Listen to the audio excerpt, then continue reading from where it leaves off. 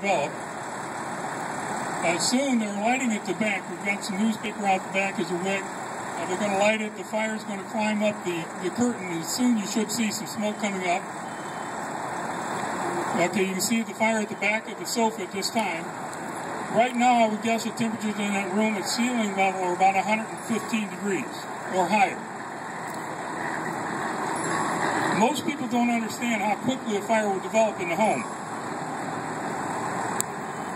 Probably at ceiling level right now, if we could get a thermal imager on it, we're probably at about 500 degrees of ceiling level. Curtains will burn away, the sofa will begin to burn, and at some point you'll begin to see vapors coming off of all of the furniture products in that room. That vapor it means that the furniture is being preheated to the point that it is off-gassing. Those gases become the source of the flash over in that room then.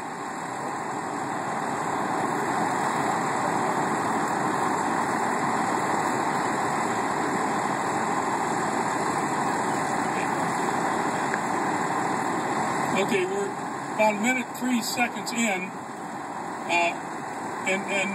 you saw the drapes fall and so forth. The back of the sofa is now on fire, and the heat is beginning to build up in the room. You'll notice the plastic we have on front is beginning to deteriorate or deform as the heat in that room builds up. Probably at this point, if this were occurring at the lower level of your home, you wouldn't even be aware that there was a fire taking place in your home. Notice up at the top, the smoke is beginning to get a little bit darker and more dense. That smoke is filled with carbon monoxide. That is going up your stairway and into the bedrooms on the second floor, or across the hallways and into bedrooms on the first floor. You're laying in bed, you're breathing these gases, unaware of the conditions. When you finally realize that you do have a fire in that room, or in a room, you get up, you head down the hallway, and you get hit with hot gases coming down the hallway or up the steps. And it is almost impossible for you to get down those steps to try and save anyone or figure out even what's going on in your home.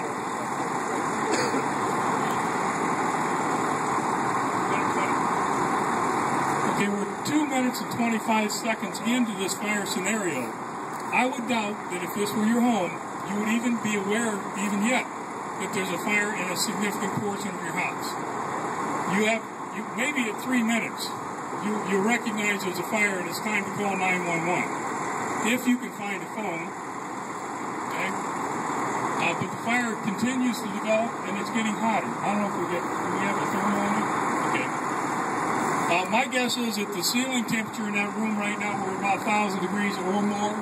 About mid-level at your shoulders, it's probably 700 or 800 degrees. And at floor level, it's at that 300 to 400 degrees that firefighters wear gear to crawl in. You wonder why you crawl in a fire? What temperature does water boil at? 212 degrees? If you're very big, you've turned into a blob of water by now. Okay, we've got what we call flashover at this point, where everything in that room takes off. What time we got? 3 minutes and 20 seconds in, your fire department's about 13 minutes away, doing the best they can to get there. Okay, that's what's going up your stairwell as you're trying to get down, or coming down your hallway as you're trying to get out. I know, I've been there. Okay, guys, let's knock it down.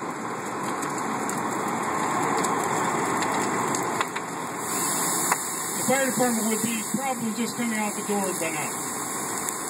It is impressive and a frightening scenario.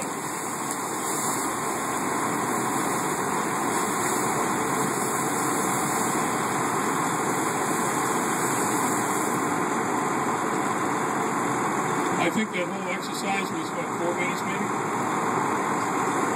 Okay. 4 or 5 minutes. And in the best case scenario, a fire department might be able to get to you in 3 to 5 minutes if they know you have a fire. Typically, by the time people recognize they have a fire and they need help, it's 2 to 3 to 4 minutes into the scenario before they recognize that.